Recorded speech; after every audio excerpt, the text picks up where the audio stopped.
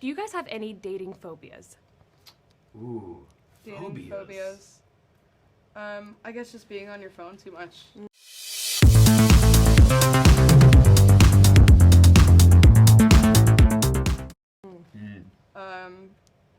No, it's like Yeah. as something that you see in someone else, like. See someone, or like if you're on a date and they're just on their phone, Oh, or yeah. just like texting a lot of people, that gives me anxiety. Yeah. Yeah, me too. Yeah. I think anything involving, I don't know, like just a hyper jealousy in a way that's kind of like controlling you. That's a big red flag. For Yeah, me. absolutely. And, I think it's like you trust somebody unless they give you a reason not to. Yeah. Maybe that's a naive way of thinking, but No. yeah, that's kind of my thing. Agree, and also people who don't like to eat. I love food, and if we can't eat a lot of Yeah. food together, I it's a know. problem. Well, I Doesn't have a like weird to thing eat. of like eating in front of another I do person the too. first time.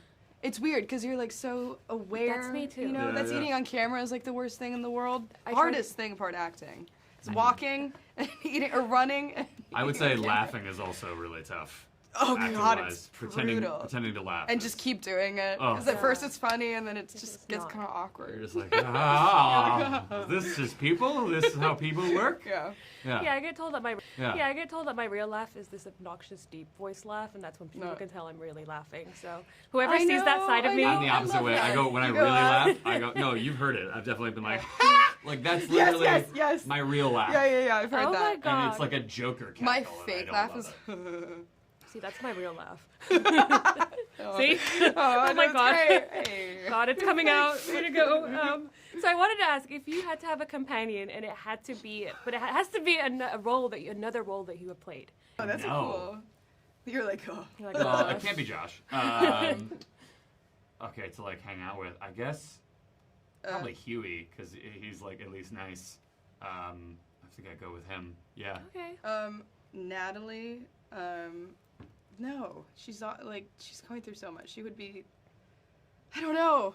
There's so Natalie many, is I'm like like, so ugh. self-destructive that it would just be like, let me give you a hug. I just want to give her a Please, hug. let's That's be all I'm friends. saying. Don't do anything. I don't Honestly, want you to I help. think we'd Yeah. both just hug Yeah, I the know. characters from our shows. They both Be need friends them. with them. We don't want you to do anything. They No really work. need Just them. hang You're out with fine. me. Let's watch movies. I'm gonna make you a sandwich, pal. It's funny because I was talking to Drew about this. In Farsi, there's a thing called taraf where like you have guests over, you're always like, would you like tea? Would like this, blah, blah. And I feel like if I had a companion, especially one that's so human and has these feelings, I would be like, no, you sit. Like, what do you Aw. want? Do you want food? Not, Like, like- let's hang out. Yeah, You want to go yeah. out? Want me to do your makeup? Like, what do you want to Yeah, do? yeah. If Let's you do- were yeah, in let's this do our movie, it makeup. would have been Fun. great because you would have taken care of everybody. I know. Yeah, It's and then amazing. I'm like, wait, I'm more tired now than I was before I got this companion.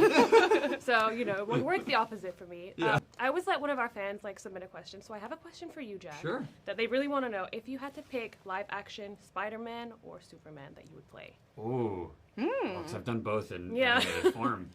Oh man. That's cool. I don't think I love being the voice of Superman. I love it so much. I'm also friends with David Cornsweet, and he's a person who, when I first met him, I was like, oh yeah, one day, whenever they need another one, it needs to be you. Like, you're incredible, and he's going to absolutely crush that movie. I don't think I physically really embody Clark Kent or Superman, so I think I'm more suited to Spider-Man. I think Peter Parker's just nerdy enough to where I think we cross over. I So, will say that a lot of fans online do see you as Peter Parker. Oh. yeah, that makes sense. And I'm a huge that makes nerd more too. sense. Yeah. I'm gonna throw this question out there really quickly. I feel like we can learn a lot from Iris, Oh, and yeah. not dehumanizing robots and whatnot in this case because she is very human and like your friend. Did you guys personally learn anything from her being in this movie?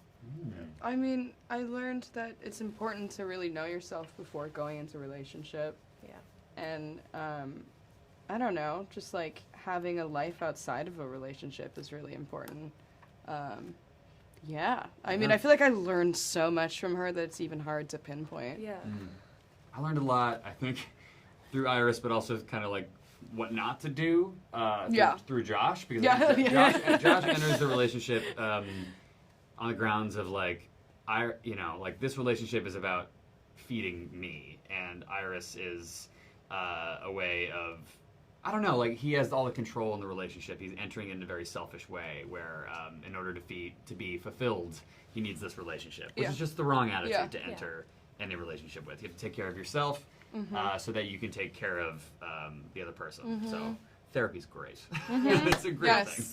I agree. Yeah, I learned a lot from that, and I'm like, I wish I had a movie like this when I was a little bit younger, because there's some errors I made, and you can learn a lot from a film like this. And it has a deeper meaning. Absolutely. So thank you both for being here. Thank you. And thank you for Thank you. everything. It was so cool to meet you, and I can't wait to see you. more of you. Ah. Thank you. Thank I agree. Yeah, I learned a lot from that, and I'm like, I wish I had a movie like this when I was a little bit younger, because there's some errors I made, and you can learn a lot from a film like this. And it has a deeper meaning. Absolutely. So thank you both for being here. Thank you. And thank you Thank for you. everything. It was so cool to meet you, and I can't wait to see you. more of you. Ah. Thank you. Thank- Hi, this is Alyssa Lee with Who Let Us Out. So great to meet you. Nice to meet you too. So I wanted to surprise myself, and I only watched the first teaser, and I Good. did not watch the other trailers. Also, I'm on Reddit a lot, so I knew what to avoid. And Yeah.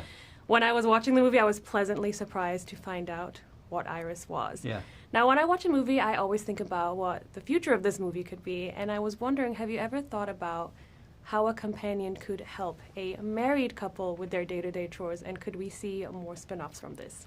Yeah, I mean, yeah, how it could, I don't know. It's tough when a robot looks like a human being. It's like, it's a really a crazy situation to be in, because then it taps into like your empathy, and you're immediately like, it feels like a human's doing chores, Yeah. you know? Like I don't think I could ever have a companion robot, because I would just be like, no, just like be sit friends. down, yeah, sit down, like have a glass of iced tea. I'll do all the cooking for you. Like it really is like I don't know if like I want my robots to look like robots if they're going to be helping Yeah. me out, because then I'm going to not like Feel I bad. need some disconnect between like like my friends and my the things that are picking up after me.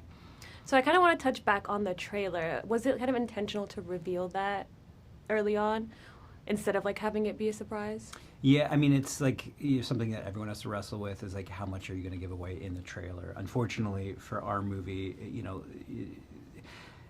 the movie doesn't really kick in like what the movie's about until after the reveal of who she is. So if you're not going to show that she's a robot in the trailer, all you have access to is like the first 15 minutes, and there's not a lot going on there. It's all set up. So this day and age, there's so much noise, there's so much competition. You could stay home and watch Netflix, like a billion movies, a billion TV shows, and so you have to just, to your audience, you have to go, okay, like you're going to pay $25 to see this movie, you're going to have to get a babysitter. This is the kind of movie it is. Is it something you want to see or not? Like, it's unfortunate. Like, gone are the days in the 40s and 50s where people would just go see movies just because a movie was out. Yeah, but at least there's like there are people who do that to avoid it, Yeah. specifically, and we can do it. We just got to stay Yeah. off the internet. Yeah, it's tough. Like when the It's poster hard. reveals it. Yeah, yeah. But so I do want to kind of touch on, the message in this. I saw that, while in instances, and we've seen movies like iRobot where there's some human elements to the robot, as you said, in this case, it's very human-like, and it's humanizing, and it's not just data. There's feelings and emotions involved. Like, what was the particular message that you wanted to send? Because we are living in a world where it's weird, because before I saw the first teaser for this movie, I had seen posts on Twitter go viral of these conventions and actual robots from whoever was making them, and men and women interacting with them. And I was like, oh my God. And then I saw this movie trailer pop up, and I was like, I still didn't know what it was. So Yeah. when I watched the film, I was like, oh my God, like, it's really weird that I saw that before that trailer. Yeah, So. yeah.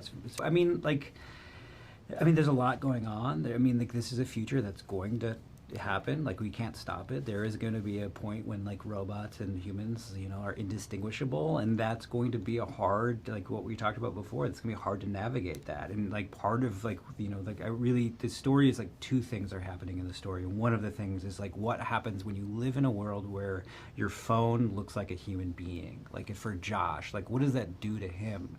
And in his case, that makes him objectify everything. Like, humans and robots, if like the line is blurred, you could approach that by just treating everyone like they're just an object, and that's what he does. Yeah.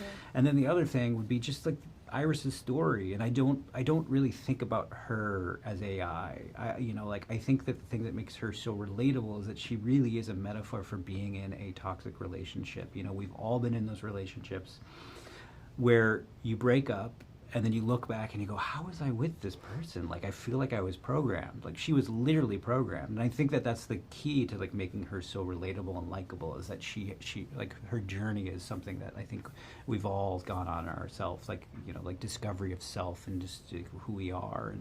And yeah. Yeah, and I think there's something for every audience member to relate to within her. And even though the series of events and the things that happen, we still kind of love her. And it's Yeah. like, I love that that bond was created. Yeah. I also loved how, like, the self-driving cars and, you know, stuff that we're seeing in the world now. And Mhm. I'm like, oh, to see it in front of you, it's like, wow, we are living in the Yeah. new world. Yeah. Yeah. And, yeah. Thank you so Yeah, much. thank you, yeah. I hope to see a lot more like this. And it Oh, was yeah. a pleasure Oh, so meeting you. nice meeting you Have a too. Yeah. wonderful Yeah. You day. too.